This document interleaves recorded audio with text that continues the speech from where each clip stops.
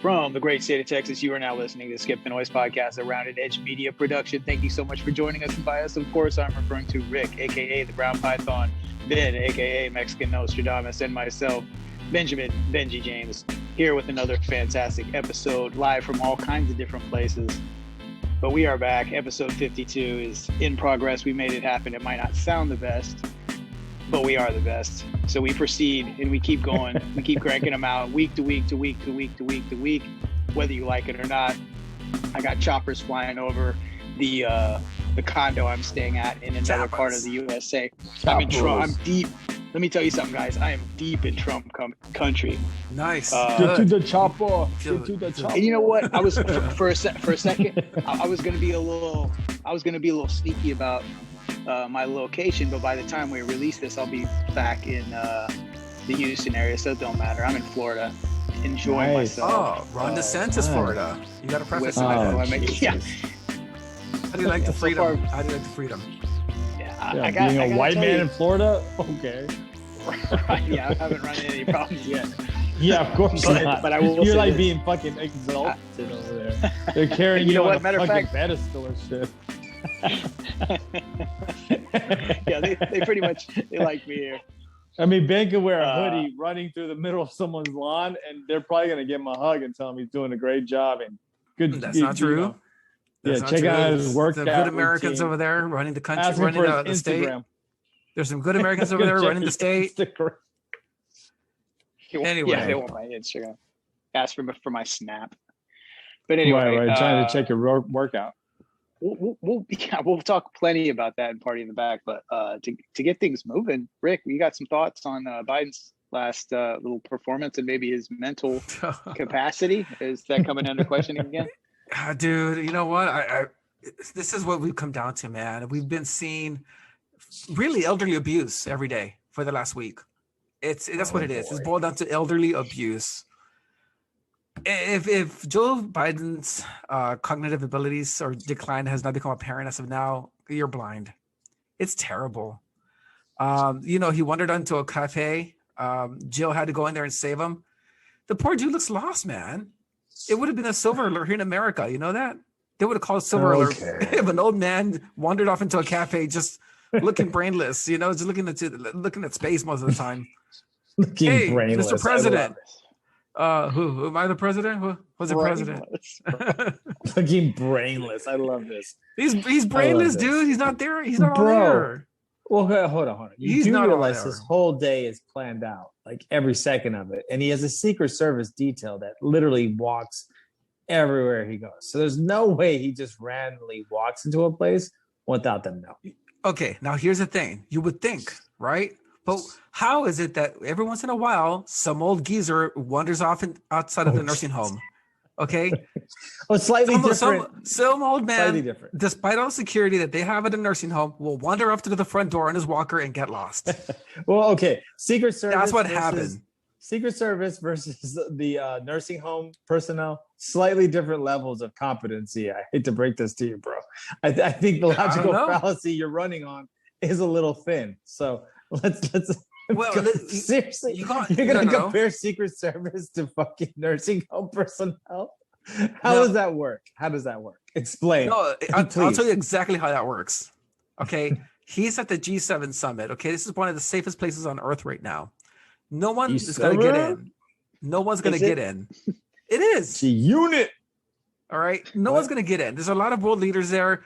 Anyone who's not supposed to be there is not gonna be there. So what did they do?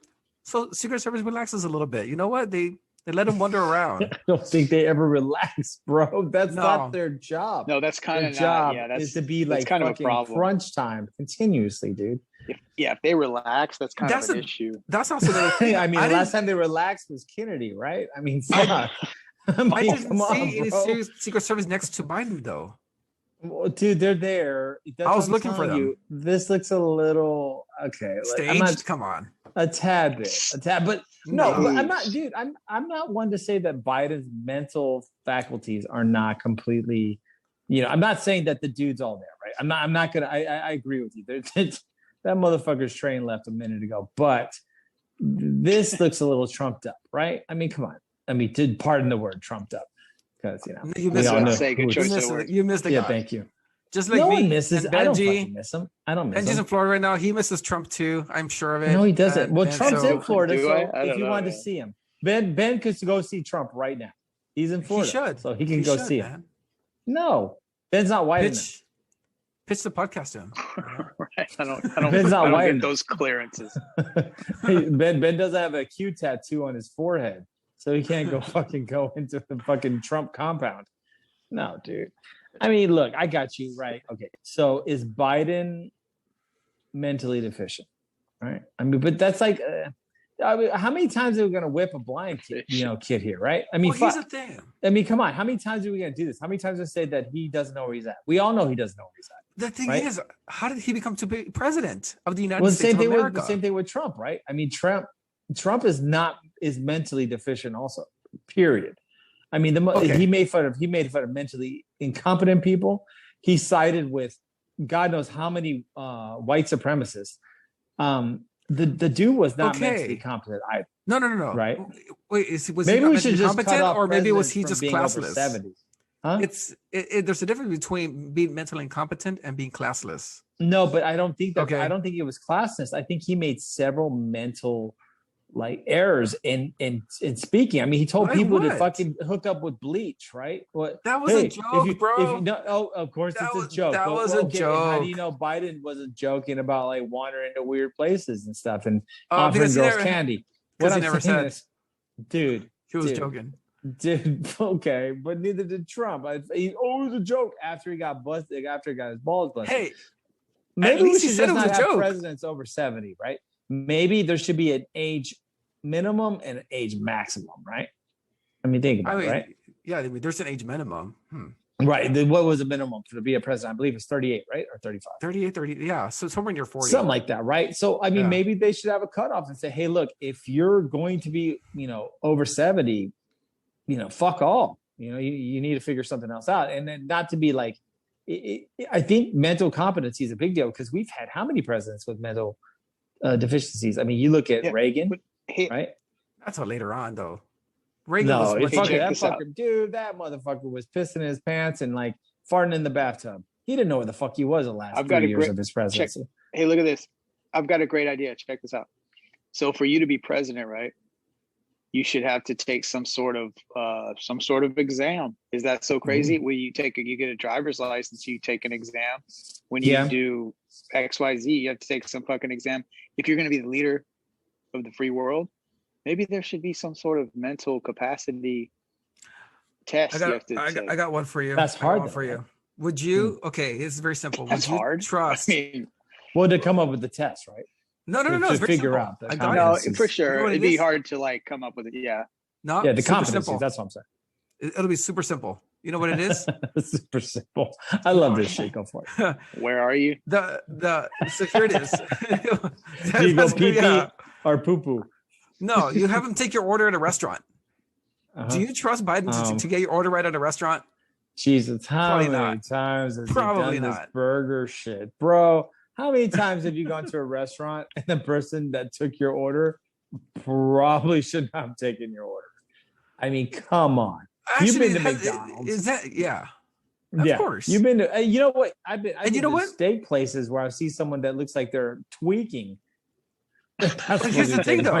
Anyway, those people should not be president. Those people should not be president. There you go. Well, done. Neither should have Trump. Neither should have Reagan. Dude, I can go down Andrew Jackson. I mean, I hate to say this. Biden, Carter, Ulysses S. Grant. I mean, a lot of fucking people shouldn't have been president, right? I mean, that's the truth. Barack Obama. I mean, yeah. Okay, Barack Obama was a statesman, and he actually knew where he was most of the time. Yeah, but he did. I get you. I do see more and more videos of him kind of looking stupid at the G7 summit. But you know what? They said that about George Bush 1, right? I remember he yacked at the G8. Remember? Dude. Okay. Remember that? But he yacked on the Japanese prime minister. You know what? That's all right. That's okay. He threw up on him, right? He threw up on the fucking dude. So best thing he could have done. I mean, what? Okay. Wait, what? But that didn't make sense. The best they could have done was yak on the fucking Japanese prime minister. Okay. Anyways, But you know what I'm saying? I mean, for past so transgressions. these fucking presidents, they're just old, right? They're old balls. They don't know where they're at. So I don't know necessarily think this balls. Is. They are old balls. They don't know what the fuck's happening. So, I mean, I feel you though, but I mean, I'm not necessarily disagreeing with your point, right? But I don't think it's unique. Isn't it painful though? In the American Isn't it painful to it's very painful. People laugh at some old man? And it just so happens to be the president of the United States? 4 fucking years I've had to deal with that. No, man. Like, and now it's another year. Openly laugh. Everyone openly laughed at Trump. No. Everyone in the world. Everyone openly laughed. Yes. Everyone openly laughed. No. The Chinese openly laughed. Dude, they have like a teddy bear of him where people were like they got a glory hole and a teddy bear with his face on it, and everybody just pumped it to death. Like no, bro. That's porn, Ben. No. That's China. Porn. That's China. That's what China did. So that's how much they respected him. But no, seriously, everyone laughed at Trump completely. Everyone thought he was stupid. Every single person in the world thought he was dumb. The only people that liked Trump were Americans, and that was it.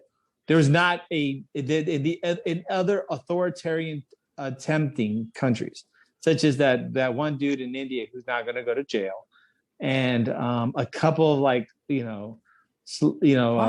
former Eastern Bloc countries with authoritarian presidents. That's the only people that liked him. And Putin kind of liked him, but he more just likes Putin's just a troll to the United States. That's all it is. But you know what though? Okay, fine. Maybe people didn't like Trump, but at least he was somewhat cognitive. What are you talking about? Well, this old man just stares into space, bro. Let me know what speech was he cognitive with? The one where he told people to attack the Capitol, or the one where he like started making fun of mentally impaired people? Hey, which one was he cognitive? He said words, and they would people say, "Bro, I just say words." No. Remember Ben with the middle word. No. For the text messages, we can make speeches, bro. Trump would come up with words and put them in a syntax that we could understand. Biden doesn't do that. Yeah, if you're a white supremacist, you could understand what Trump was saying. Like, hey, no, dude. Hey, beat the black people or beat the Mexicans. Oh, I mean, yeah, you could understand that syntax perfectly if you're a white supremacist. But no. That's pretty extreme. He would. Trump would put words together and make a sentence that everyone could understand. Biden goes something like. Biden goes like, and for America, we're going to come back to and that's it. Okay, bro. And then he farts, and then he takes a shit in his pants, and he goes to sleep. Okay. I love the recording. And then Joe comes up to the stage, gives him some milk, and it just dribbles out his chin. Okay. She gives him milk. I love how she gives him milk. Well, look, bro. I'm not saying Biden is the he's not the Stephen Hawking of presidents. So he is what he is. I don't know if that'd be the best. That's not great either. Bro, I threw a blank on that one. If I was gonna make a comparison, I should have said the Brad Pitt of presidents or something. Bro, Stephen Hawking of presidents.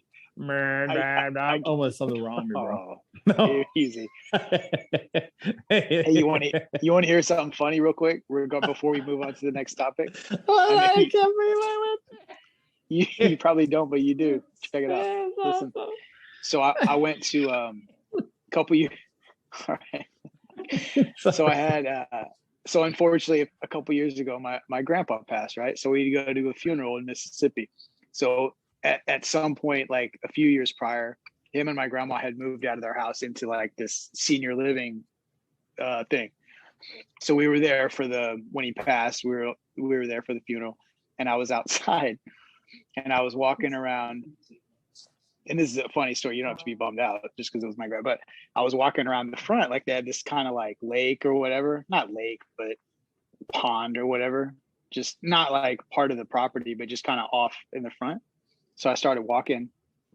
I was walking around just because I was, looking for something to do. So I was taking a walk. And this guy, he comes up. He's one of the older, like the residents, right? And he looks at me. He goes, "Hey, yeah, you can't walk over there, blah, blah, blah, on the thing." And I kind of looked at him like, "Oh, so you mean you can't? I can go wherever I want."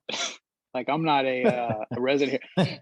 but y'all were talking earlier about, but I looked at it just like, oh, I'm gonna. So I don't know if you have a problem with it or whatever, but just because you can, I can walk wherever I want. That's fucked up. So anyway, What was this at? This is This is in good old Mississippi. Just outside of Jackson.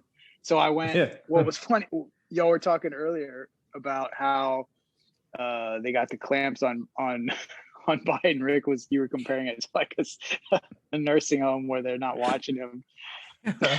It made me laugh because I was thinking about that, where that guy's just like, hey, you can't go. It's like, no, bro, like they surround you with cattle prods. If you're trying to walk out the gate, I can walk wherever the fuck I want. Yeah, so Rick, just destroying your point that nursing homes are protecting their inhabitants, okay? Because every nursing home person can walk out at any time. What's so funny is because dude, the fact that he made that statement to me, it tells me one thing. 100% somebody at some point was like, hey, like to him, like, hey, stop it, you're going too far. Like, fucking Bill, get your ass back over here. You can't walk over by the. That's what they should have told Biden at the cafe, man. Like, that's what they should have told him. Biden, how many old people have just been dog tackled, like just dog tackled before they got to the door? I can't wait to get old. Oh my God, I can't imagine the nursing home my children are gonna put me in. I'm just gonna be tackled as soon as I get to the door. Hey! Oh, boom! I'm gonna have them put you in a nursing home in Laredo. Football player's just gonna take me out, bro. He's just gonna. It's gonna be awesome. Then I'm gonna have them put you in a nursing home in Laredo, man. Oh, yeah. I bet you will, dude. As soon as you become the Fuhrer, it's gonna be fucking like he's gonna keep me alive just because I've known him. But I'm gonna be silenced. He's like, I swear to God, you say one fucking thing, I'm gonna burn you alive. But one thing that we can't silence right now, gentlemen, is this big looming thing apparently hitting our society, and I think it's called inflation. Inflation. Oh. I can see like those wavy words, like I know, right? Inflation. I like that. It's like before the scary movies, when they did the subtext, it was like, ooh, inflation. So apparently, the Fed chair met today, and they had a conversation regarding rate hikes and where they see the economy coming in the next couple of years, especially in regards to what they're going to do. Well, they basically stated that the rate of inflation was slightly higher than they believe, which means it's fucking way higher because they don't want to crash the markets. It's pretty high. Well, they didn't give a number, but what they also stated was that they do see the possibility of rate hikes in 2023. Which, while you think like, wait, 2023? And then there was also a conversation about the Fed bond buyback going on that's been going on throughout the pandemic, of course, to maintain the power and the value of the dollar. So with that said, inflation and inflation markers are pretty crazy. And I think, Rick, you had a real, you had a pretty good tally of some real life inflation markers. So what were you before, just in fair context, we were kind of talking about this, and Rick just started rattling off some shit. So I think this is pretty big. So go ahead, Rick. Relay some real life factors of the information. Inflate. Huh? No. Right. I had some data on this thing. A list. I had an old grocery list. Old grocery list with some pricing, and this was dated on 1/15/21. So this past January, guys, of this year.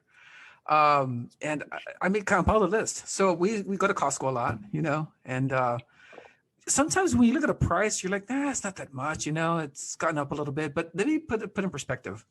We bought olive oil at $19.99 back in January. This past month, we got it at $23.99. Sugar, plain old white sugar, $5.99 is now $8.39. This is back in January. Bacon, the packet used to cost you $13.99, and now it's $18.99. I got two more. Pork ribs, $3.29. Pork ribs, comes to this month. Dirty bastard. I eat pork. That's why I couldn't marry Muslim. So anyway, $5.99, and then gasoline is $2.09. Oh boy, gasoline hasn't gone up by much. It's $2.89. What? Let's just dissect this one comment real quick. So, Rick, I mean, you could technically still marry a Muslim, but you eat pork away from them. Just an idea. Just technically. But anyways, continue with your inflation list, Fear. No, you can't eat pork. You can't eat pork. That's blasphemy. I've done it. This fucking guy.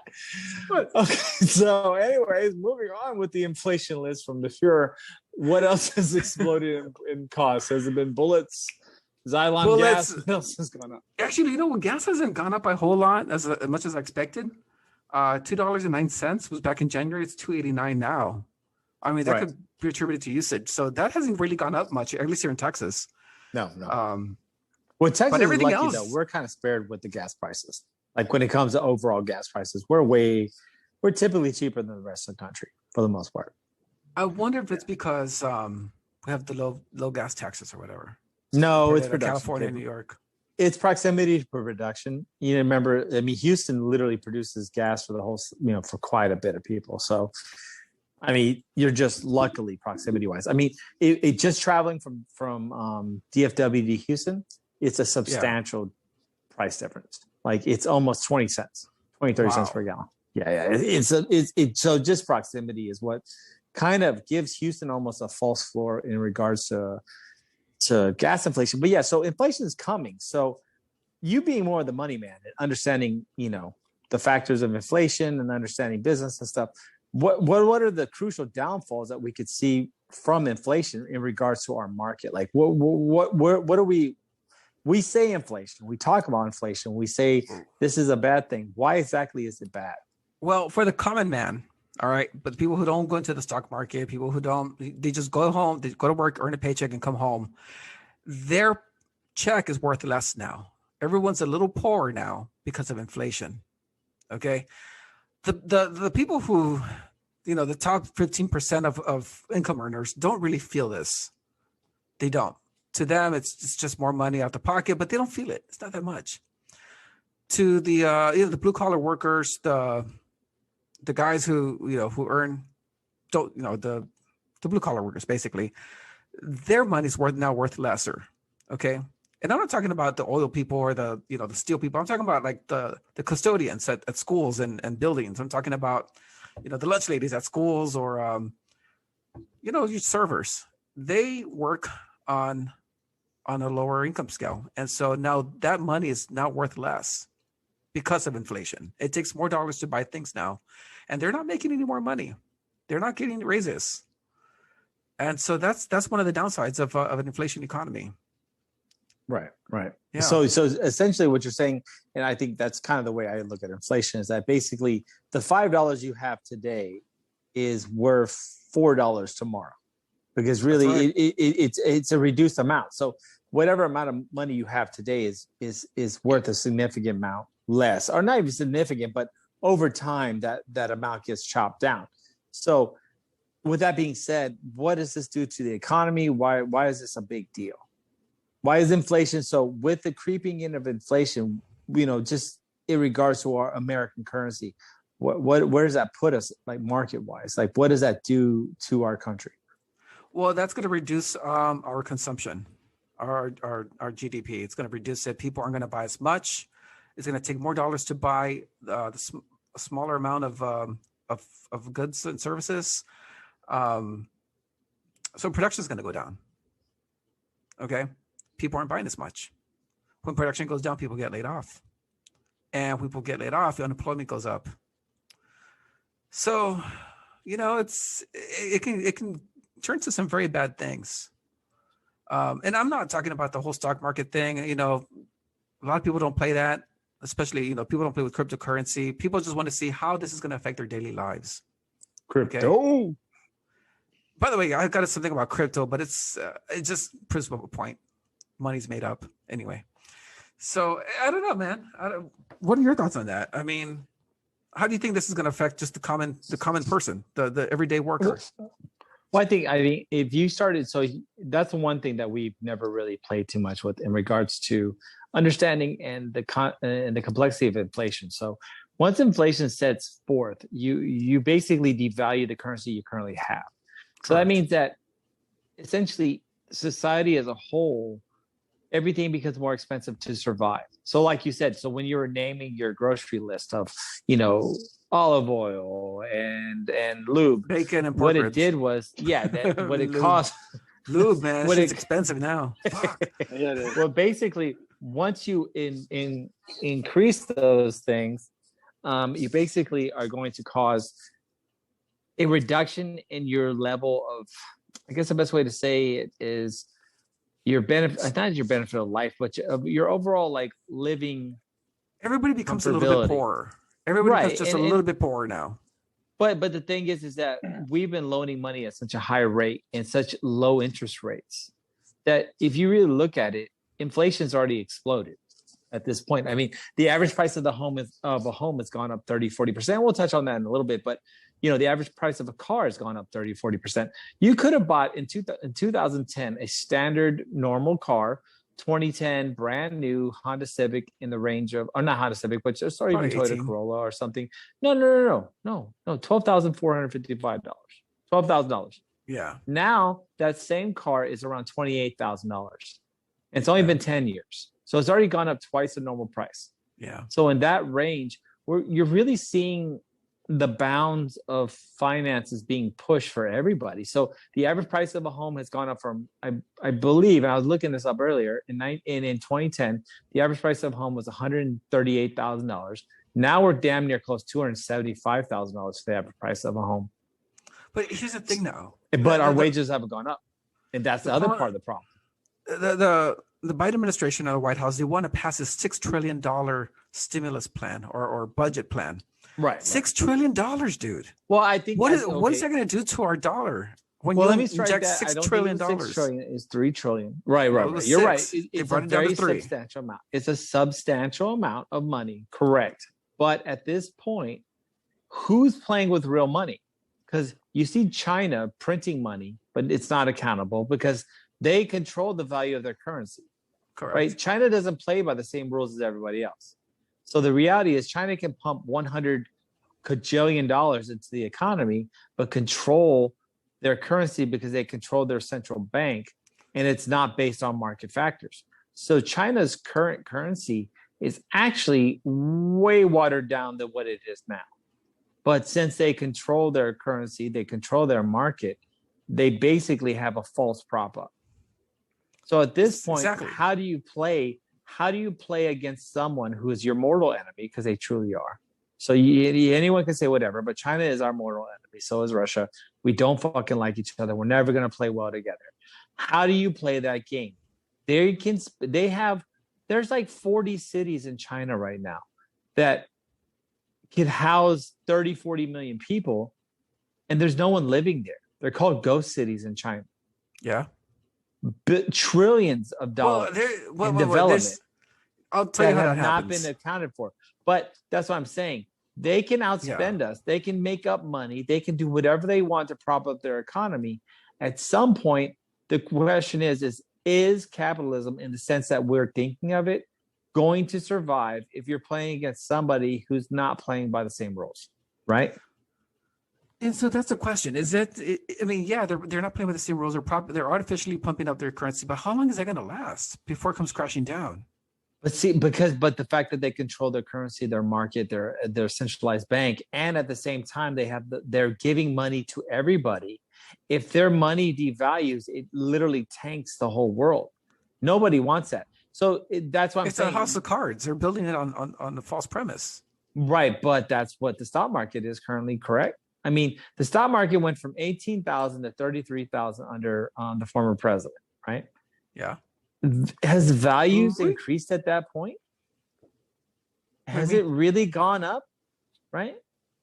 Like, have companies really doubled in value? I guess so. That was called a great economy. That was a good economy. Horseshit. That's called that's horseshit. A great economy. I know you're not used to seeing it, but that's it was called a good economy. No, it's called horse shit. What you're seeing. Okay, so GameStop's worth $358 per share right now. That was under the Biden GameStop. administration. No, hold on. $358 per share. It's worth that much. No, because it's not. And so were several other stocks. Do you think Tesla, which was at Tesla was at 784. Now it's down to 400. Why are you judging GameStop? I don't get it. I'm not judging. What do you have against GameStop? I mean, that was my place to hang out on Friday nights before I got married. I don't lie. He didn't hang out at GameStop. But they did have great setup. But what I'm saying is these are all false, already propped up situations. So this is that's why I'm telling you that you can do that in this market. So the reality is maybe the only way to combat the supposed fear of socialism, communism, and everything is to basically play by the same rules as they are, which is pumping this funny money into the economy in order to maintain these basic false states of superiority, capital investment. That's where we're at. So how else are you going to defend against something like that? Maybe this is the new warfare. Think about it. Yeah, I mean, I guess so. But what China's doing can't be sustainable. It can't. No, but that's eventually because reality and math is going to catch up to them. You don't have the imagination to sustain it. When is it going to catch up? In 1970, right? They were a third world country. 1970, third world country. 2020, they are now one of the leading economies in the world. They went 50 years. We pumped from 1970 to 1989, shortly after Tiananmen Square, we pumped billions of dollars in economic aid into China because of Nixon, fucking dumbass. But what ended up happening now is we have this conglomerate that now owns a substantial part of the United States, a substantial part of the world with funny money that literally they just make whenever they want to buy something. Yeah. So how do you combat that? How do you combat that? It's gonna come back to bite them in the ass. When though? When has it ever come back to bite any company? When Rome the population lasted a fucking minute before their economic stuff happened. Yeah, I guess whenever they're minute when the population starts crashing, their economy is gonna fall. Well, bro, I hate to break it to you, but they just broke their one-child policy. They're not saying that you can have 2 or 3 now. Oh yeah, but nobody wants to have more than one child anymore. They got jobs and making money. They're not gonna want to do that shit. Come on. All I'm saying is you cannot. How do you defeat funny money? You can't. So the reality is China's not playing by the same rules we are. So people can say like, "Oh, we got a national debt. Our kids are gonna have to pay for it." Guess what? It's all fucking fake, anyways, assholes. Just run the tab up because the reality is in the end, when the aliens come, we're gonna just fucking chill out anyways. I gotta tell you though, it may be fake, but it's not fake when the prices go up and people's money is worth less now. That's it. Well, the reality is that people's money has been supplemented by the government for a very long time. We have several industries, especially even in the food industry, that are subsidized by the government all the time. Yeah, but it's not 100%. It's a substantial amount. I mean, they subsidize some of the farmers. They subsidize the farmers. They subsidize food. I don't think they subsidize the factories. They don't subsidize the price of the food. I mean, I mean, with WIC programs, farming. With WIC programs, they'll subsidize the food. Exactly. That's it. In the end, guess what? We've already built a false ceiling. China's doing the same thing. They just said, "Fuck it, we're just going to run with it," and people are greedy enough to take their money. And the reality is in the end, all we have done is basically shown them a path, and they ran with it. And now, with Biden's conversations and talking about a $3 trillion system, blah, blah, blah. If we don't do this, right, our businesses will not be able to compete with China, period. You can mumble, but the end is... That's Biden's speech. $3 trillion. Hey, dude, if we don't do something about our infrastructure, we can't have business. Where's my milk? Exactly. I want my milk. Whatever. Okay. Well, you know what? I'm sorry. Not everyone can talk about burning crosses and tiki torches, but yeah. So to me, I think that's that's what we're dealing with, right? Hey, what happened? You were talking about the housing market. What's going on? Oh, well, the crazy thing is, and my lovely wife, she brought this point to me because she actually sent me this. By the way, we have an audience member today. Yeah, we do have an audience member. We have a live audience member. Yes. She's currently sitting next to me right now. I know. That's She's right. hearing me talk all this shit. She's probably, I cannot wait till after this conversation. We may just transition the show to a live audience one day, you know? I know. We should have a live audience. Honey, yeah. Honey, you're a live audience member. So anyway, my wonderful wife sent me something in regards to a company called BlackRock. And they are a capital firm that has actually been involved in, and it's crazy because it actually touches our hometown, my hometown, where I'm currently at right now, just to let everyone know I'm actually in Houston right now, where I believe they said up to 20 or 25% of all home purchases in a particular subdivision in Houston were all done by this BlackRock capital firm. Damn. So they're outbidding everyone by 30 to 50%. You're hearing realtors throw around the concept that basically whatever you list your house at plus 50 grand is what it sells for. We have a current crisis right now in the housing market where prices are being driven through the roof. I mean, it's basically the GameStop concept in houses. Yeah. And that's a big problem, right? Because individuals right now, whether they be large corporate entities or just regular people buying homes, are buying houses at substantially higher rates than what they're worth. So in the end, once things catch up, because like you said, Rick, right? Someone has to pay the piper eventually. Yeah. You're going to have a substantial people that own homes that purchase them at way above market values that now realize that they own dog shit. And they're going to be upside down in home loans, which is very different than a car loan. So with that being said, we have corporate entities driving up the housing market and hoping to park money in it while they perceive a downturn in the stock market, which is kind of terrifying because once the stock market goes back up, they're going to dump all these homes and basically collapse the housing market. Or they're going to hold on to it because of inflation. You see, their dollar JP buys their dollar's buying these properties now, and so the value of this property is going to go up because the value of the dollar is less now, and they're going to sell them at a substantially much higher price. So, but will they though? Will inflation affect modern day properties?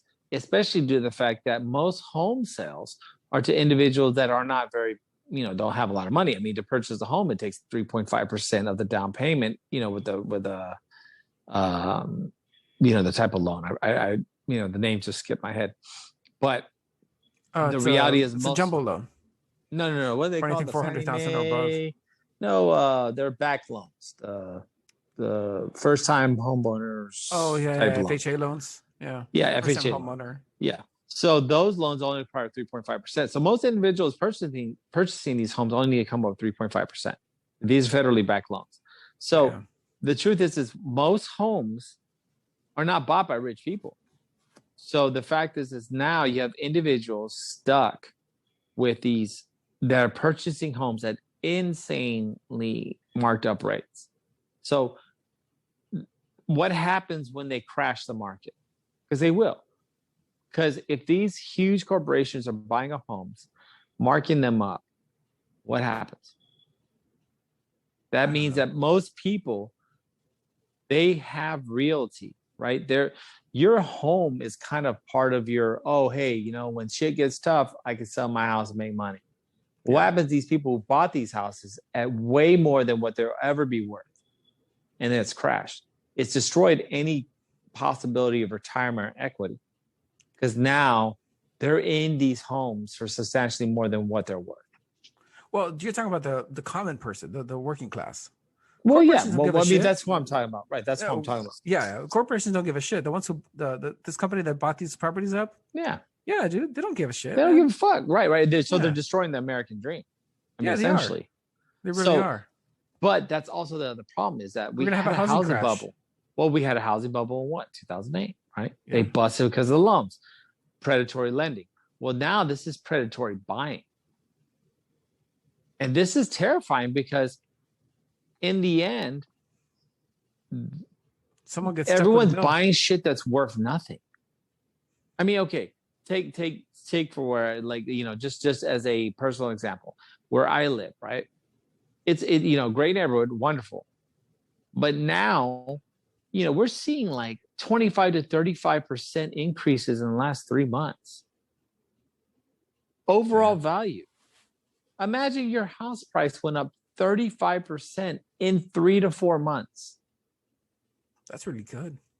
It's great if you hold on to your home. But if you're a person trying to buy a home in my neighborhood, you're fucked. Because when shit settles back down, because it will, and COVID's gone and things get different, you know, this is a big deal, you know?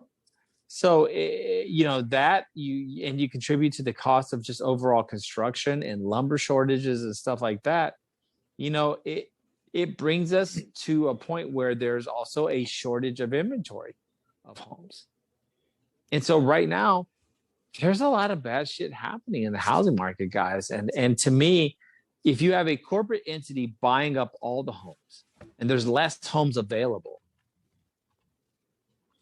yeah, you know, that brings us into a bad situation, right? And that's where we're going to have issues. Huh? Yeah, I mean, I would think so. But Benji, what do you think, man? You haven't said much today. What's going on? Yeah. Well, he's all beaching it. I'm in you're in a beach, man. I get that. But hey, we got a show to run here, man. I know. No. Here, I will. He's like, hey, bro, fucking got the way. Oh, dude, I'm stoned right now. Hey, fucking yeah, man. Fucking how fuck that shit, bro. That's fucked up. I'm gonna go jump in the water, man. Both of you guys can inflate my nuts and then I'll fucking bust a load. No, but look, but here's the thing. So Ben mentioned the lack of inventory. So let me kind of throw a couple things just I've heard from people, right? So one of my friends recently bought an F-150 for $39K, roughly, let's say. Shit, dude. The trucks now are fucking astronomical. Dude, I bought my Tundra 2013 for 27, 26, something like that. Damn. Anyway, there you go. So check. Yeah. No, but like that's a good example too, right? So anyway, so here's what recently happened, and I don't know how like COVID factors in or what's the deal, but like, so they offered him. So he got it from AutoNation. Okay, $39K is what he walked off the lot with, or paying. And then, like just recently, that was a year ago. So recently, they called him, and we're wanting to buy it back from him for $43K. Whoa! What? Yeah. Dude. What the hell, man? How does that work? They don't. Oh, bro! I just bought my Rubicon, right? My Jeep. Yeah. They want to give me. I was just fucking around on Vroom. They want to give me $9,000 more than I bought it for. No way. So $9,000. I was this close. I was like, you know what? Fuck it. I kind of want an M3. I was this close to fucking just saying, fuck it. I'm going to get an M3. Why didn't they're going to give me 10 grand more than what I bought it for almost? Why the fuck not? Yeah, why not? But isn't it crazy? It's fucking nuts. I was this close to fucking just saying, fuck it. I'm going to go buy it. Why didn't you? You know what? Because you want it? Like, dude, you know what? I think my Jeep kind of, it's got my heartstrings, bro. I couldn't do it. Oh, yeah? You know what though? Yeah, it's a good thing you didn't do it, man, because you can mount a big gun on that thing. So when the economy falls and the government falls, you can just mount like a big ass turnstile, like a minigun or something. Bro, the Rubicon will fuck people or like a little rocket launcher, so you can launch across a freeway or something. Oh yeah, dude. I don't care about medians. I got 35-inch tires and a fucking lift. I don't care about medians. I don't care about your little traffic laws. If I want to go, I'm gone. So yeah, I just you know what? It's an old school fucking 6-speed. I just can't let it go. I fucking love that truck. So I had a deal for an M3 and I was like, you know what? I don't really drive fast anymore, so I'm good. Hey, I'd rather bug out, but that's what I'm saying. I agree. That's what's happening in this Benjamin's market right though. Benjamin's right though. I mean, they take these cars and I mean they sell them on the secondary market, and there's a demand for it now because of the shortage of vehicles. Dude, I sold a broken refrigerator. It was a commercial refrigerator. It was broken, and I sold it for as much as I bought it. The guy didn't care. He was just like, "Don't worry about it. I'll get someone to repair it. How much you want?" Don't lie. You told him that shit worked perfectly. You little fuck. No. I started off the conversation. There's some guy right now sitting there with that shitty fridge going, "This bastard ripped me off." That was the plan, and he asked me to hook it in, and I was like, "Fuck." So I hooked it up. He's smart one. This motherfucker right here.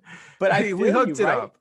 But this is happening though. The dude did not to just chime in on Ben's fucking analogy. That's happening, right? I could have literally gotten $9,000 more than I bought my vehicle for, dude.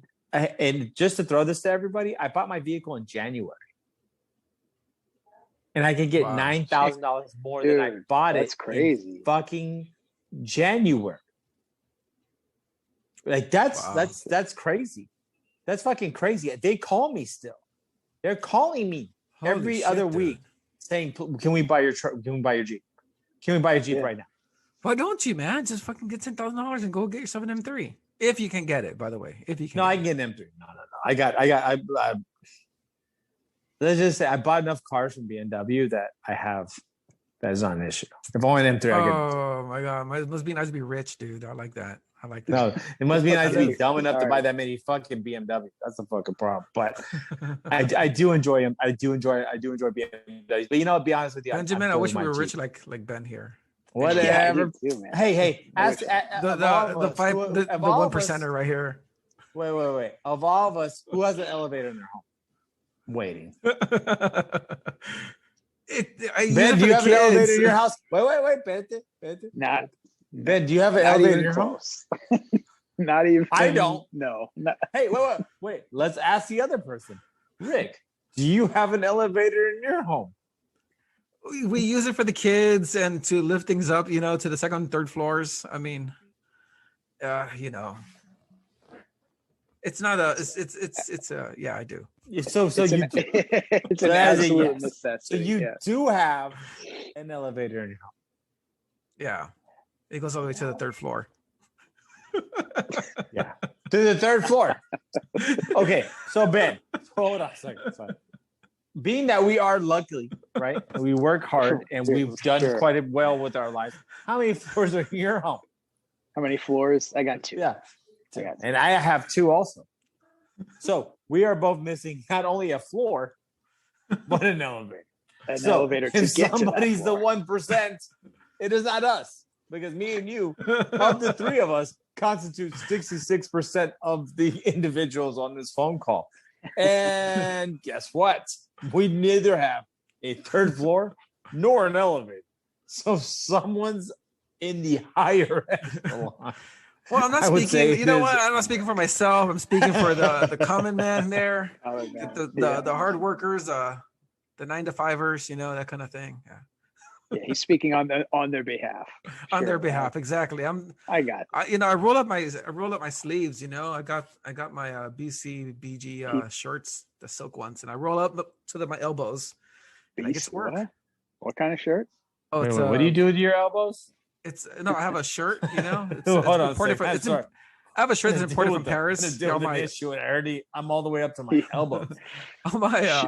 All my shirts are imported from Paris, and so I roll them up to my elbows, and I get to work. Exactly. Okay. What is that you keep talking Rick's about? not afraid of inflation at all. He laughs at inflation. Hey, what's that? What's that word Rick keeps saying, Ben? Let him eat cake. What is that? Huh? Shirt. Yeah, shirt. What is it? Shirt. What is it? Yeah, you roll his sleeve. Which shirt? I have a shirt. When I wear my shirts to these meetings, I roll up my sleeves and I get to work like Beto. Like Beto work. Okay. Let him eat cake. That's what Rick says. So this big, massive inflation, this is a problem, right? It's a problem for me and Ben, not for Rick, because Rick is the 1%. But whatever. But Ben, seeing as me and you could be devastated by massive inflation. So this is a big deal. So, all the Skip the Noise listeners out there, all 9 of y'all, when you consider, we honestly, if there's some fucking inflation, we could inflate our fucking listeners. But consider this: as you work, as you go through your day, realize that every second that you're doing your job, doing your stuff, that it's actually worth less. And that's the conundrum we're going to run to with this country. And that's conundrum, and that's the reality we're going to have to deal with very soon. Because in the end, shit's going to be more expensive, right? Mm-hmm. The American dream may no longer be you own a home. The American dream may no longer be that you're debt free. There may just not be an American dream anymore. Yeah, I know. Yeah, that's Biden's America. I'm telling you. That's Biden's America. Okay. Well, Biden's America or not, whatever you want to say, America, Biden's, is heading that way.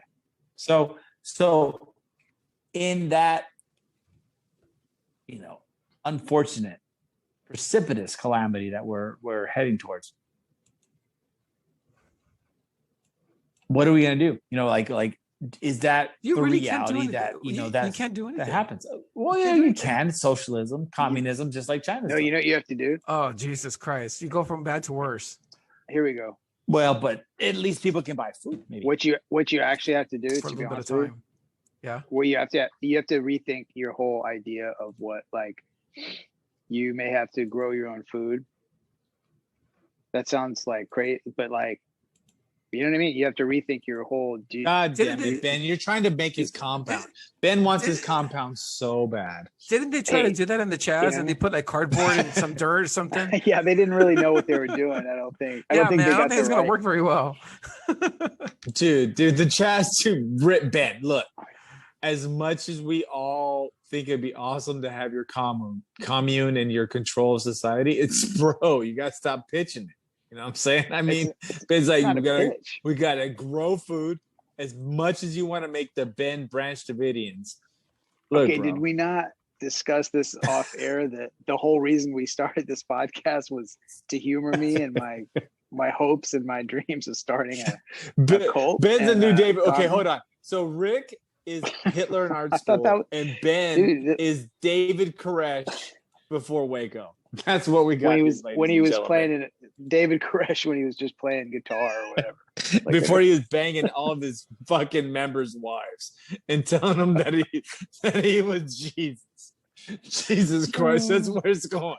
We got the Fuhrer on one side and we got the fucking dude who's gonna be banging your wife on the other side because he says Jesus makes his cock better. In the end, inflation. I think it's fucking nuts.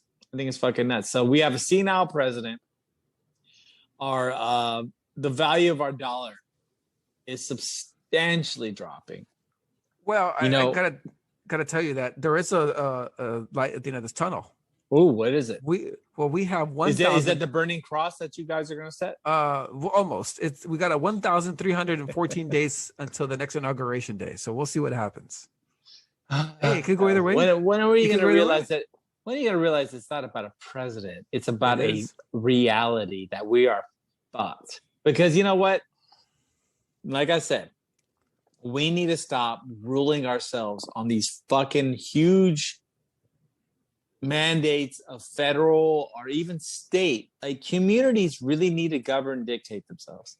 Because that's where power should come from. You can't. You can. You've been fooled to think that you can't. Yes, you can. No, dude, communities have standards. Okay, that's communities. This is what happens when you let the community rule itself. You get San Francisco. You get Seattle. People can just walk into Walgreens and take shit and walk out. Okay. Oh, are you get fucking? Are you get Dallas? Are you get DFW? Are you get DFW where bullshit on YouTube about that? Or you get Minnesota, right, where they shoot black people all the time. I mean, there you go. You get that too. Right, but people, if you take a community by community basis, people can leave the communities that aren't sufficient for them, right? And they are. Right, they can, right? So just like California, right? What happened with California is, and not to try to hate on California. California's cool, great weather, but you guys went full stupid, right? Just dumb. I'm sorry. They went full commie. That's what happened. They did it was beyond full commie. They went full woke, and it doesn't work for anybody, right? Because it's stupid, right? Nobody fucking really cares about that shit. No one really does. And I'm not trying to, not that I'm trying to put the bulletin on here as the liberal component of this. Nobody gives a fuck about woke agenda, because guess what? In the end, if you look at all the companies that donated to Pride Month and make it a big fucking deal, something like 125 of them also contributed to Republican congressmen that voted down LGBTQ laws. So guess what? Everything you think that's woke is not there. That's why they're all moving from California to Texas. Because in reality, nobody gives a fuck about that woke agenda.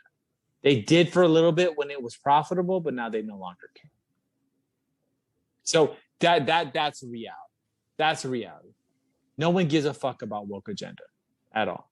So just this is understand that. The liberal component of the show. You're the liberal. No, it's not liberal. No, liberals are not. No. See, the wrong part is that you don't so being a liberal, in my modest understanding of politics and poli-sci degree and all these other things that I may or may not have.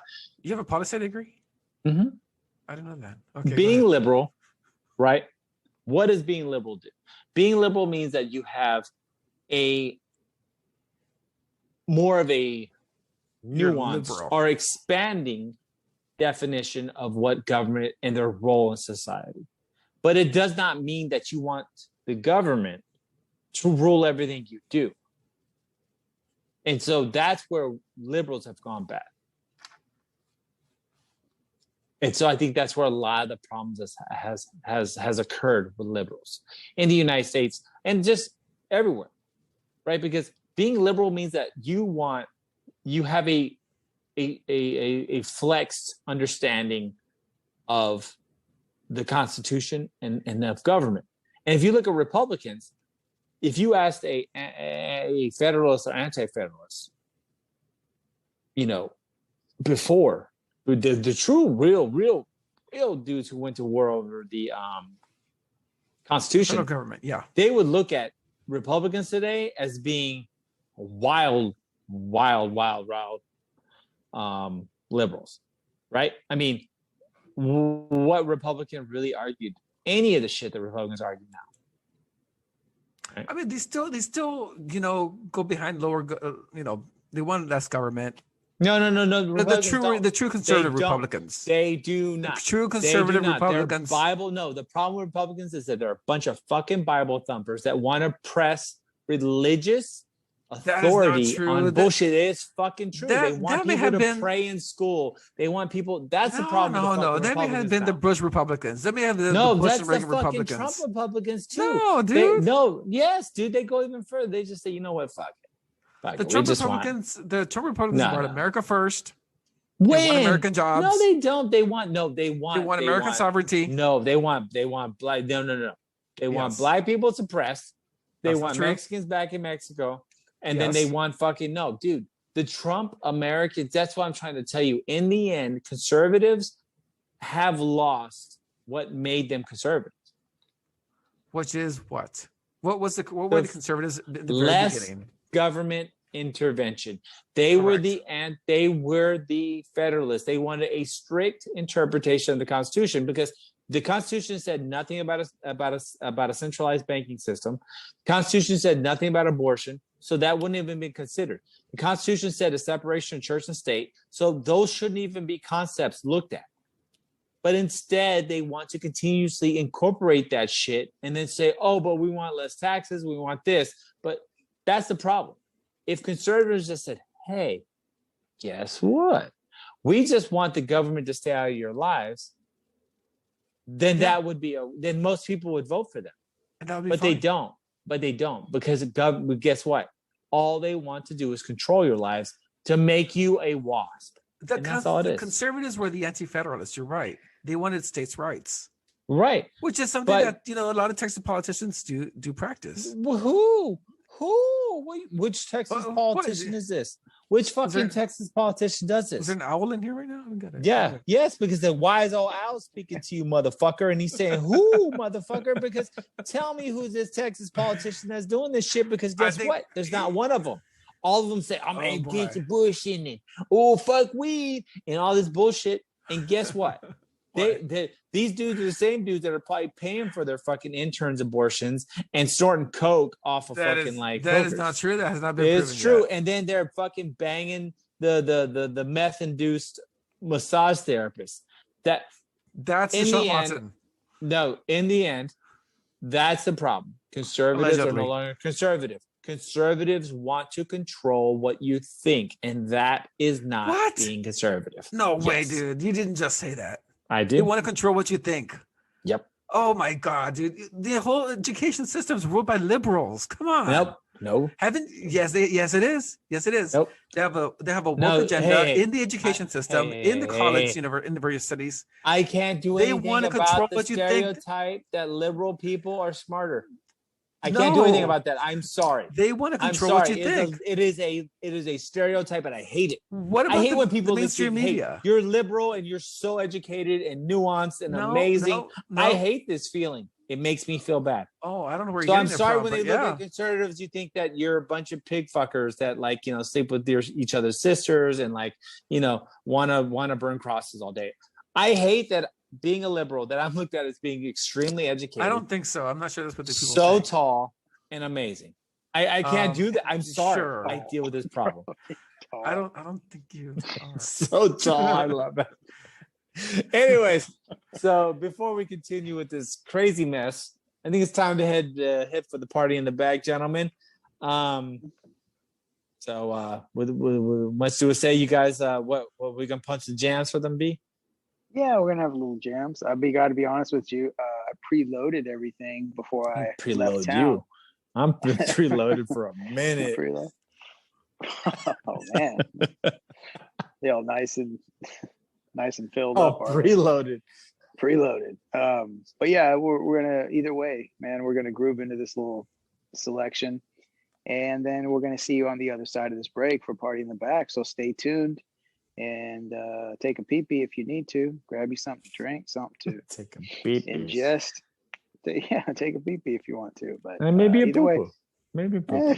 Yeah, well, you might have that kind of time. I don't know. Maybe a little if you're quick.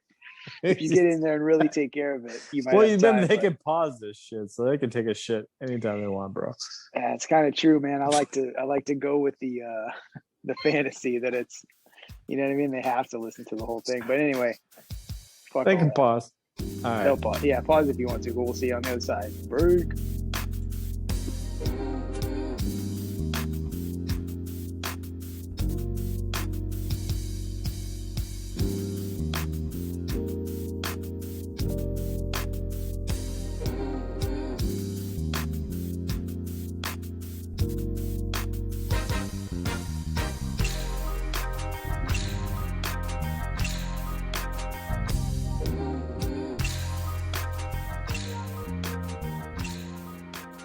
And we are back for the second half of this old episode 52.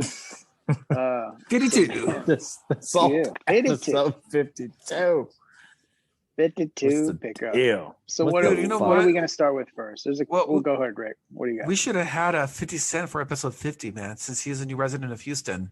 I know. Oh, it's 50 Cent in Houston now? Yeah. He moved from New York to Houston. Oh, shit. Take him to the candy shop. Yeah, and there's all those memes, lollipop, huh?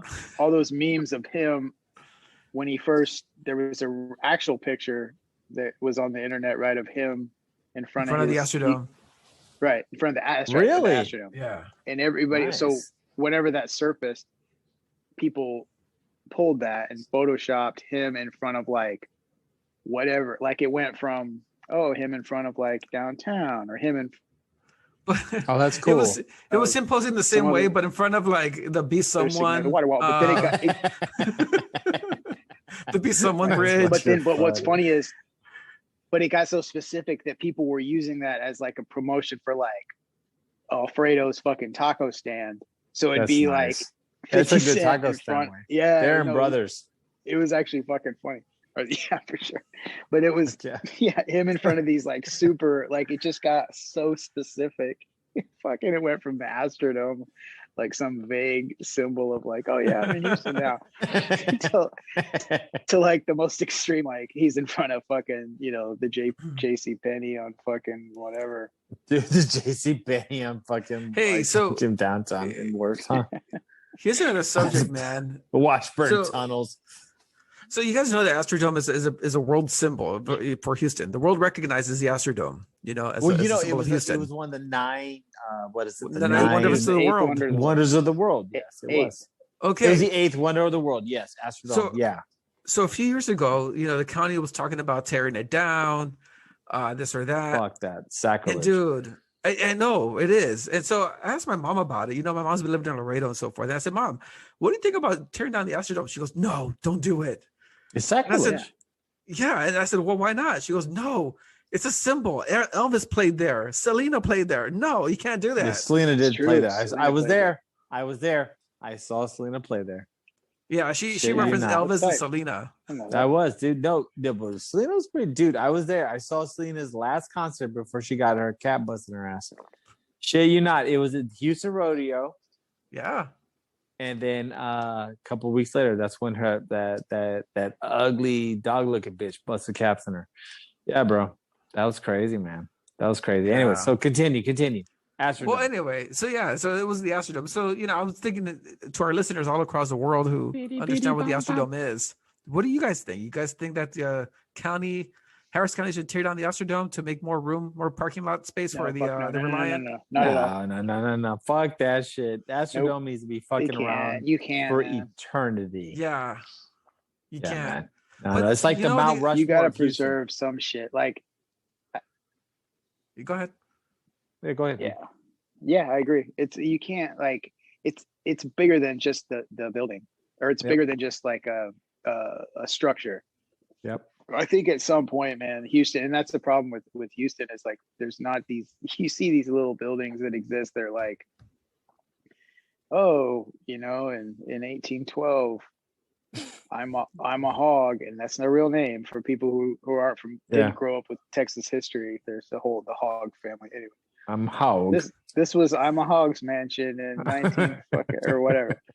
Hogs like some bullshit. And then like some, you know, there's some old buildings in downtown, like a little bit, but like most of the time it's all straight profit all the time. So it's like, oh, this doesn't serve us anymore.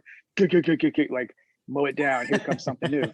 So like at some point though, you have to draw the line, I think, in like some buildings to me are significant enough to where, and let's not get too fucking stupid and say this is anything close to like the Coliseum. I'm just using that as like a comparison, bro. Right? Like there's you know what? The historical, you wouldn't, well, no, here's my, bro. Can I interject? I think it is a Coliseum. It is a Coliseum of fucking Houston. Well, Houston is Rome. Houston's the Rome. That is true. I will agree with that. Hold on though. Let me finish my whole like line of thought.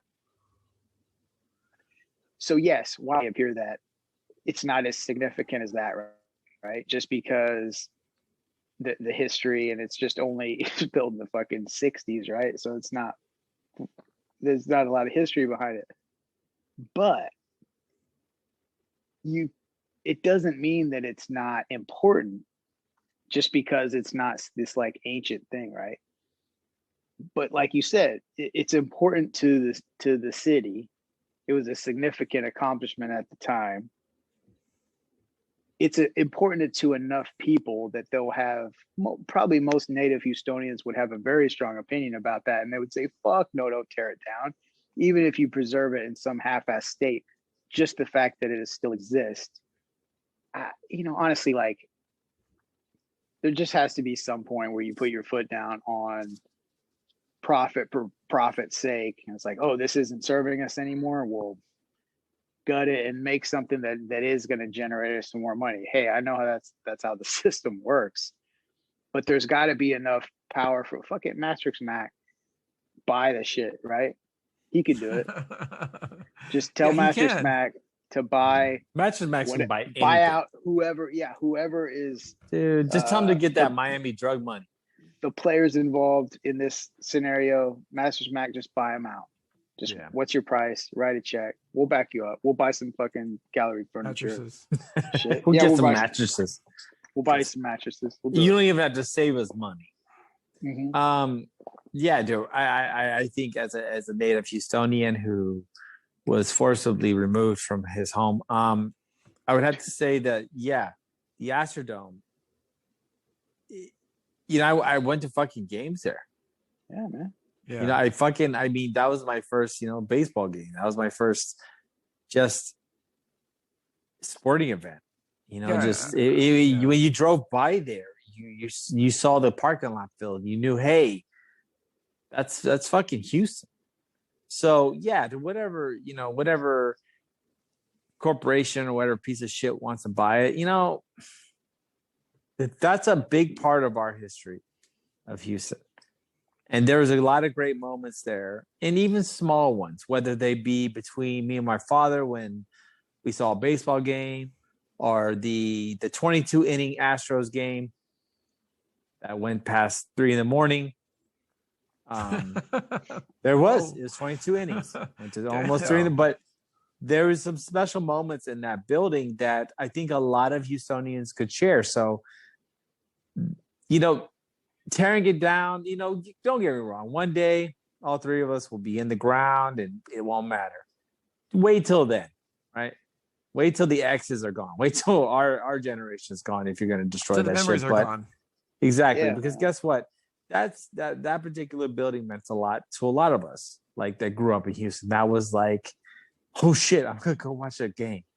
And don't get me wrong, Minute Maid's great, and Enron and whatever now 55 fucking names of that stadium, but the Astrodome was pretty fucking dope, dude, and it was it was awesome. And we came with this concept before anybody else, which was kind of stupid because it was like, hey, you live in Texas, summer long, it's fucking 500 degrees. Why the fuck are you gonna have an open air stadium? Like, it was like Houston was the only place that had the common sense to go, hey, man, it's really fucking hot here.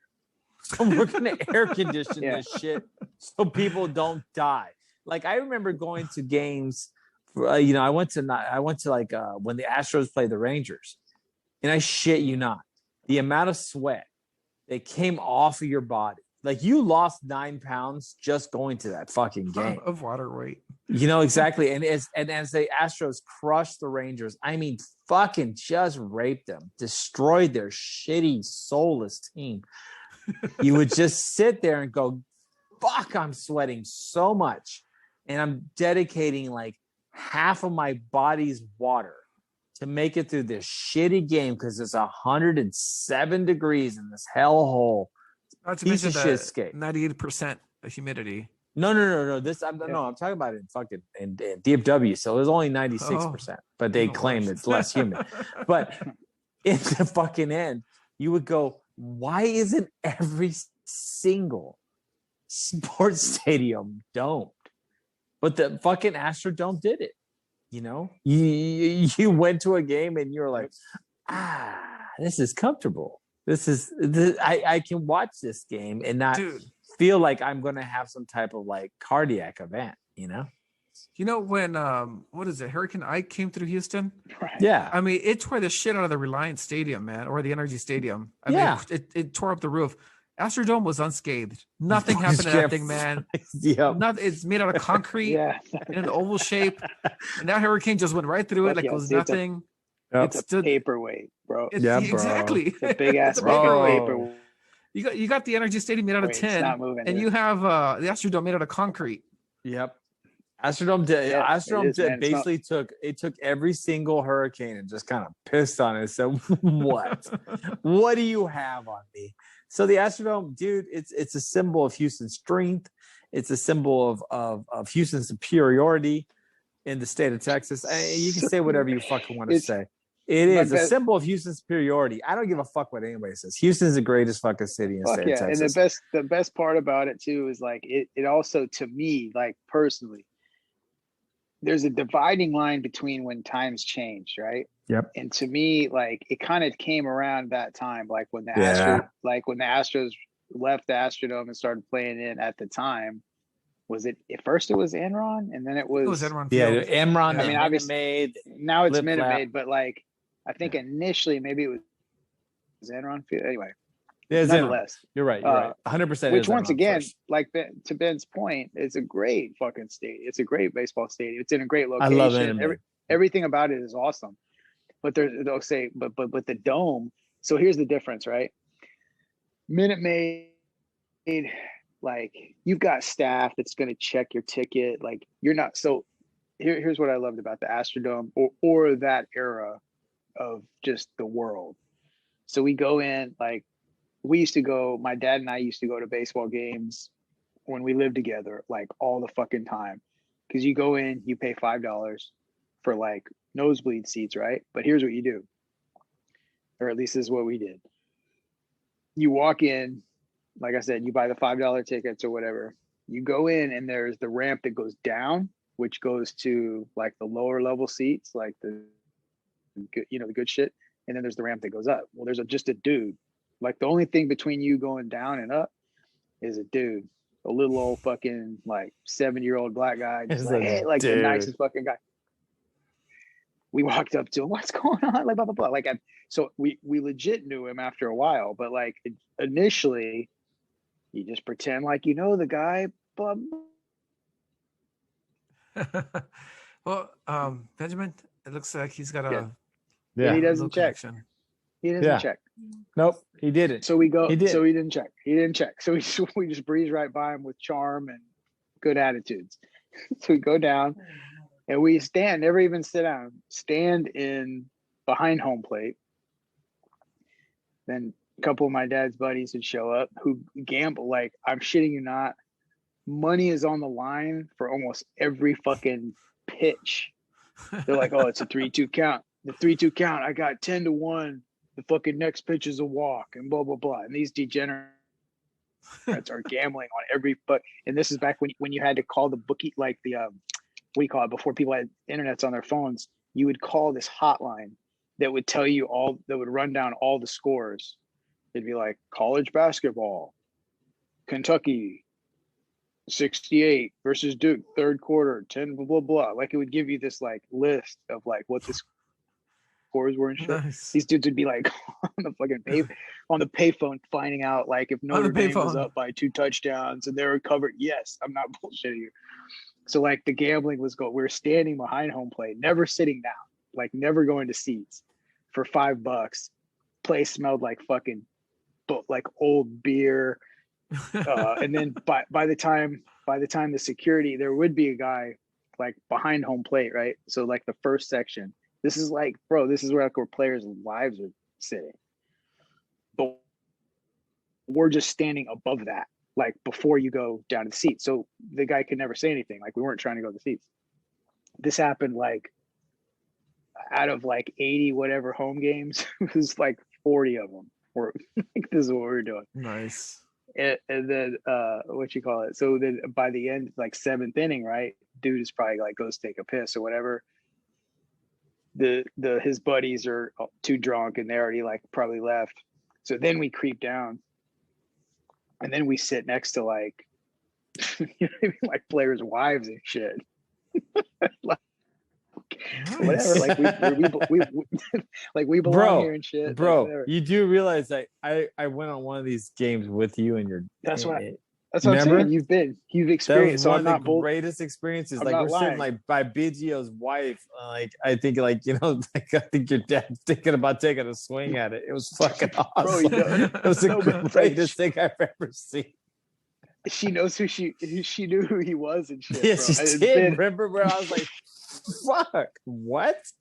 I almost lost my shit when she was like, oh, hey. I was like, what the fuck is going on here? When I tell stories about my dad, people think I'm bullshitting until they actually show up and they're like, oh, his fuck. dad, dude, your alive. dad was the fucking never-ending story. He was fucking Falco. Like, he was fucking amazing, dude. Your dad was the flying dragon in the sky that, dude, unless you rode that shit, you didn't believe it. Like you're like, there's no flying dog dragon, and then you meet Ben's dad, and you're like, fuck that. There, it's true. It's true. Everything he says is true. There's fucking, there's Treyu. There's, what I'm saying? It was fucking awesome, bro. I remember just going out with Ben and his dad and just going, I cannot believe that I live on the same earth as these motherfuckers do, because some of the shit your dad would pull off. These He guys would are do fucking experiencing donuts in fucking parking lots and just do wild shit.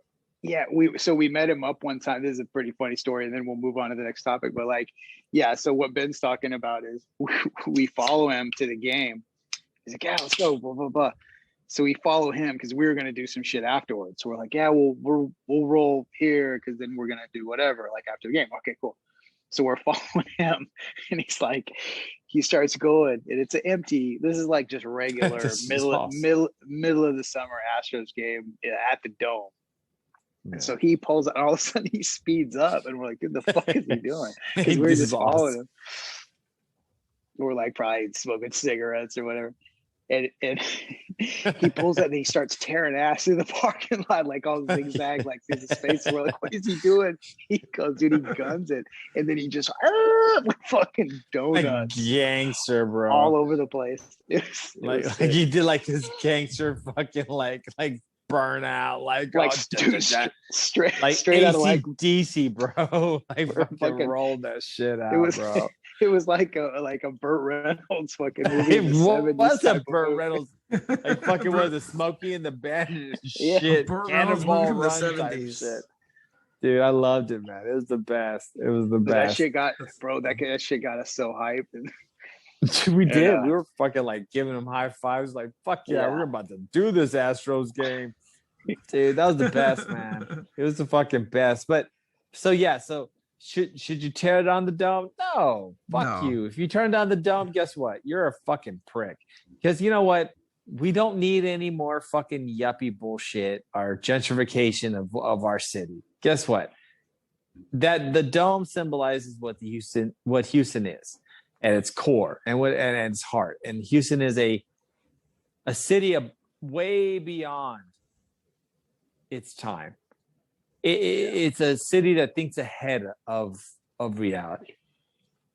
And to take that away from the city is just further the plastification and the destruction of true visionary thought. So go ahead, do whatever they're gonna fucking do, make it a parking lot. But the reality is that place was not only just a stadium; it housed people after hurricanes. Yeah, facts. It always was a beacon of our city. For so many years, every single poster, skyline, whatever, always put it there, because in the end, police badges. Exactly. In the end, the Astrodome symbolized a great feat. So, if you wanted to take away, go ahead. Go fuck yourself, because it's a special fucking building. So, to all those that listen, just think about the wonderful moments of the Astrodome. Or if you're not old enough, ask your parent. Ask your older brother. Ask your older cousin. And I guarantee you, if you're from Houston, you had a fucking wonderful experience at the Astrodome. And because it was just a great place. Yeah, if you're just from Texas. Exactly. No, if you just went to a game there. No, you know what though? And even to make it even bigger, even if you're from Western Louisiana, because I know Louisiana doesn't have a professional baseball team, so a lot of people from New Orleans, Baton Rouge, Lake Charles are all Astros fans. Yeah. So you're looking Texas. At a whole region. Yeah, no shit. And like Rick said, South Texas too, they lean more Astro. Yep. Then they might lean Cowboy. That's the only fucking problem. But fuck Cowboys. But they do for at least or Spurs. But at least for baseball, the Cowboys. I'm sorry. Continue. For baseball, they lean Astros. But anyway, moving on. We can move on. We can move but, on. But, So but one thing that Astrodome did symbolize was the future. And that's right. Almost it's kind of, what would you say? It's influence from outer space, right? It was beyond this world. It's in the name. And so just bringing that back in as we're looking at our outer space concepts, we have to think about what's happening with this report, right? I mean, we have coming up in the next week or so, the 25th is one of the deadlines in regards to the UFO disclosure report. And we've seen shit drop left and right? When is that going to come out? 25th, supposedly. 25th is, according to the numbers, is the deadline, right? Oh, it is the deadline. So better not be no pussy report either. Well, it won't be necessarily available for us, but it will be the full disclosure report presented to Congress or to that particular panel staff, which will be made available to the public within, a month or two time frame. So it depends, and it could be sooner because of how much publicity this particular situation has had. So that being said, we've seen more and more videos. Jeremy Corbell is just he's just blowing loads of videos on everybody's faces. So he's going hard. He's fucking going all in. So now the question, is there aliens, or do we just really, you know what I'm saying? Is it really even a question anymore? Well, here's the thing though. With this report coming out, let's just say the military says, we can neither confirm nor deny that they are extraterrestrial. Is there a plan to shoot this thing down and see what it is? I don't think we can. I think we've already tried. Well, I think we've already tried to, right? I don't think so. But how haven't we though, right? We've had this shit in our airspace. We've already have rules of engagement with this thing, right? Which is basically deny what it is. Because how many times has something entered our airspace and we didn't then fire upon it? I don't think that's ever not been a reality, right?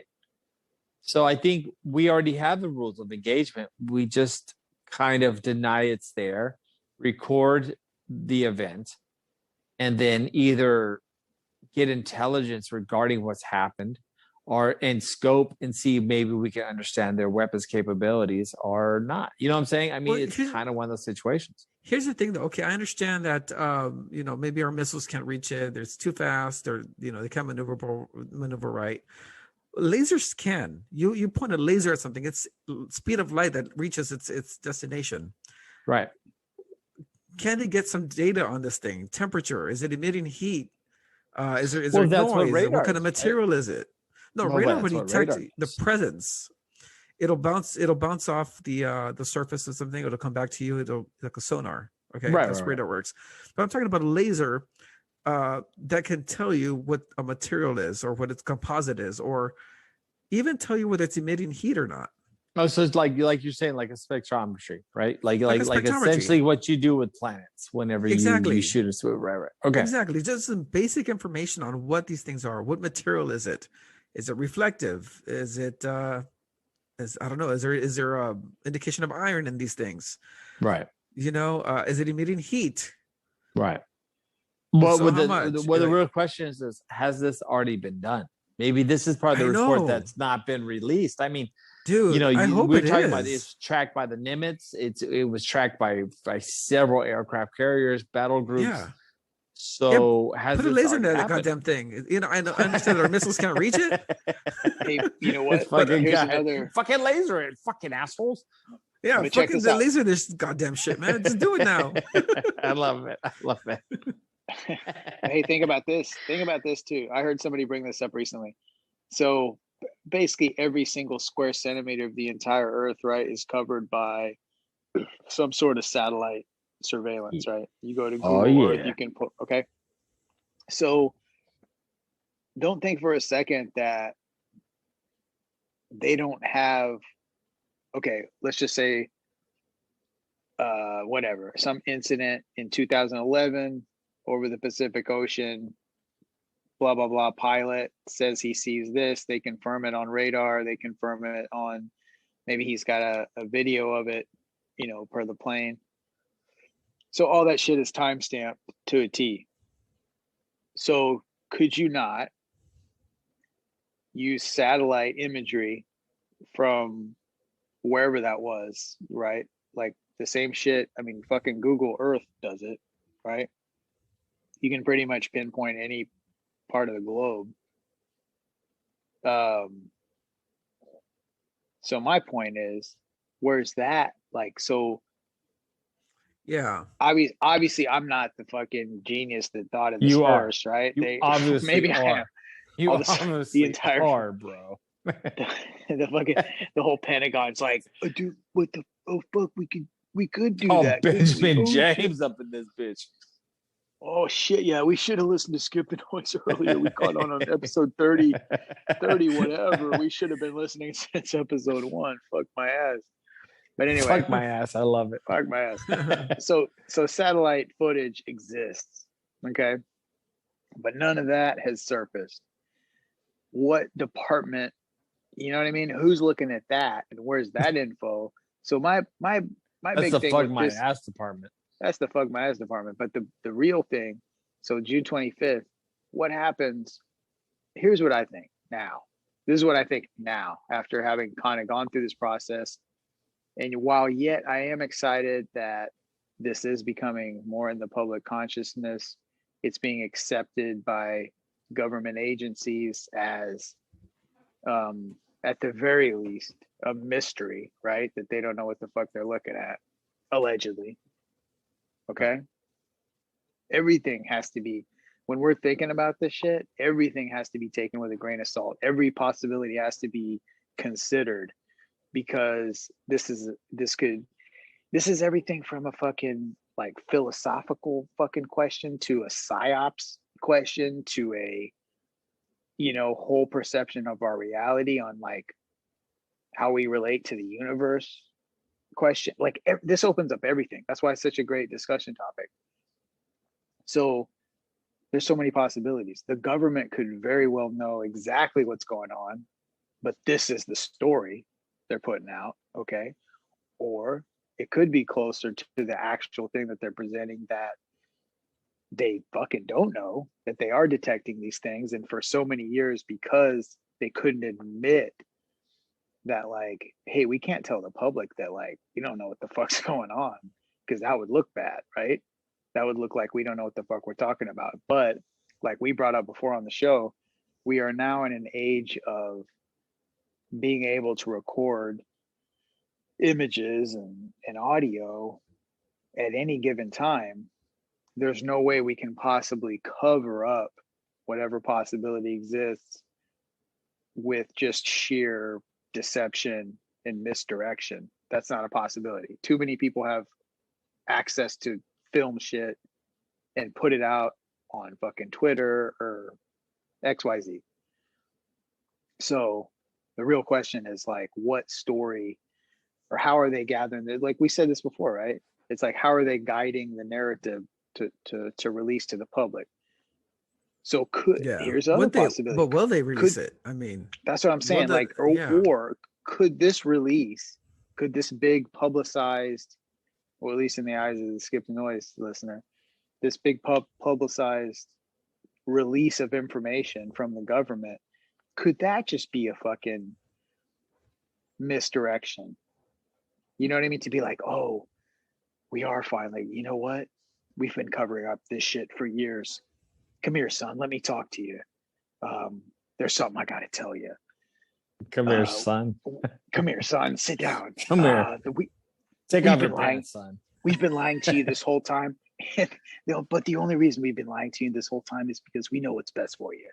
And what's best for you was you to be unaware of, because we got this shit handled. You know what I mean? We know what we're doing. We've got all the information. That, you know what I'm saying? Like, it could be that simple. Whereas they know that there is a whole fucking species of entities that's been living below the ocean, or like in the ocean for fucking thousands of years, and they've been here the whole time, and they're just smart enough to sidestep the parameters of our fucking perceptiveness. Yeah, and then that's how they just keep it going. So fuck, dude. I don't know, man. You know, you got these things that are hovering over these ships, and it's literally defying gravity. You don't think that you'd want to shoot one down to see, that's how they do that? But if you got something that can move too fast, how the fuck are you gonna shoot it down, right? I Well, mean, if come you up can with a way, break man. gravity, bro, it doesn't matter what you shoot at it, right? Because you can aim at something, but what is it? The famous words from was it Marked for Death? Steven Seagal. There's no killing what can't be killed. You know what I'm saying? There's no this thing is like a ghost, right? If it can move through gravity and speed at that rate, dude, you can't do nothing. It's like the twin Jamaican guys, Marked for Death, right? They're like, no killing what can't be killed. No, that's what it is, bro. You shine something at it, throw an EMP at it, and we'll see what happens. How's that? Oh, bro, you don't think they haven't tried this shit? You don't think they're like, oh, hey, hold up, let's hit it with the EMP, and it's probably just did nothing. It probably just, I mean, dude, if you can break gravity, right? If you can somehow perverse gravity and not liquefy whatever's the contents of something going that quickly, then guess what? EMP is just like, oh, okay, sure. That's like, like some dude trying to hack like today's iPhone with a DOSware. It's just it's just simplicity. So I don't think we can. I think we've tried. I mean, come on, fuck. The U.S. is throwing a couple of fucking tomahawks at it to see if it can ping something. I hope so. Nah, well, of course we did, but guess what? No one's been able to do it. And now, whether these things are coming to make themselves well known to us or there's a bigger cover up going on, that's where we stand, right? That's the alien question. You know what? I've always had ever since I saw V on ABC back in the 80s. Great, amazing show. It's way better than the remake, man. Way better than the remake. Yeah. Well, the remake had that one that had some great actors. It was not bad, but the original was fucking fantastic. It was great scary, show. bro. Like they had the spaceship that was full of these water tanks. Yeah, they were taking our fucking water, man. Dude, V was great. I saw that. Yeah. I remember that one time there was that one alien species that supposedly was going to come help us, and then like the V aliens, like the original, the reptilians, were like, "Oh, you do realize like they were going to make you their cattle, right? Like that was the whole purpose of them helping you to overthrow us, was because they were going to make you their cattle. Like you understand that." At that point, everyone's fucked anyway. So just, whoever's going to give you the better benefits. Hey, I'd rather be subjugated than fucking made it a cattle. So with that being said, we will see, bro. I mean, we got some big disclosure events hopefully coming up. Hopefully, the only thing I really hope for is that if we do have more events, that what we do disclose is that we do learn more about our nature in the universe, and that it'd be kind of cool if they finally admit, hey, we're not alone. So that being said, I think to me that would be the greatest part of this whole thing. And just as parting words, maybe we'll get to meet ET pretty soon. So I'm pretty excited. So we'll see. We'll see. Then he's gonna eat he's gonna make it into a hamburger. Yeah, then he's gonna make me into a hamburger and then whatever. But fuck him. I'm gonna pop a cap in his ass. So with that being said, guys, episode 52, we are all from remote places. We have all collaborated amongst this great data entry known as the internet. And we are here, and I think it's a good show. We had some fun. Nice. All right, nice. Guys. So remember, everybody, they can hit us up on Instagram and on basically anywhere you can get your podcast. B, what's our Instagram shit? Skip _ the _noise _podcast. So check us out on there. That's the main hub for the information most actively on that platform. And also too, I'm on an episode of The Mind Buzz, a great podcast. Nice. Which kind of explores all the ins and outs of the old mind there, and some great conversations. So if you haven't listened to that show already with my boy Gil, please subscribe to that, and then of course subscribe because you want to hear me. It was a great conversation. It's really fucking entertaining. Or I'm excited to see. Obviously, I was in it, but I haven't heard it. So I'm excited to hear that. Matter of fact, I'm going to time that with my drive back to the great state of Texas, while I will be outrunning a tropical storm that's currently following in the Gulf. So it's never, you know what I mean? It's never very easy. Even though you go and have your fun vacation. Never a dull moment, man. There's some shit going down. So it's all about that 4x4. We'll be racing back to the grace. That's right. So we got one more day of fun here, and then if forecast holds up, as they say, I will be racing back to Texas on Friday. But yeah, so what my point of saying that is, I think probably Friday when I'm making that big ass drive, I will probably be listening to my own episode of the Mind Buzz, in which I feature. So look forward to that. It's going to be good. It'll hold you. Well, that's what I was getting at earlier. It's kind of pointless in me saying this here because this will come out after that has already dropped. So I can't say. This is complicated, bro. This sounds complicated. This is some sweet science here, bro. I love it, bro. We're dropping, I love this shit. We're all kinds of the 3, 4, 2, 1 combos and shit. We're moving around. 3, 4, 2, 1. That's a breakdown. We're setting up angles. Anyway. We're running triangles. That's right, man. We're setting patterns for them, setting traps all over the boxing ring. But anyway, check me out on that. And but yeah, man, it's been another great week. Rick, you got any parting words or anything you want to say before we get out of here? No, I just, you know what? I kind of feel bad for missing last week. There was some scheduling conflicts, you know, and just want to clear. I just want to clear the air real quickly. Yeah, I just want to clear the air. Oh, clear the air. Oh boy. Benjamin and I are not having a feud on Instagram. Okay, I know he put up a video talking about racism and this and that, and there were a lot of people that thought he was talking about me. He was talking about you, bro. He was, because you're racist. I mean, clearly. All right, so guys, Benjamin and I are great friends. I don't think he throws shade at me, on Instagram. I think he would do it in person. Yeah, 100%. Well, bro, he did kind of say like those who talk about racist things. I mean, who the fuck else do we know? I mean, other than some like some prick, right? I mean, that was we're throwing shade at somebody else.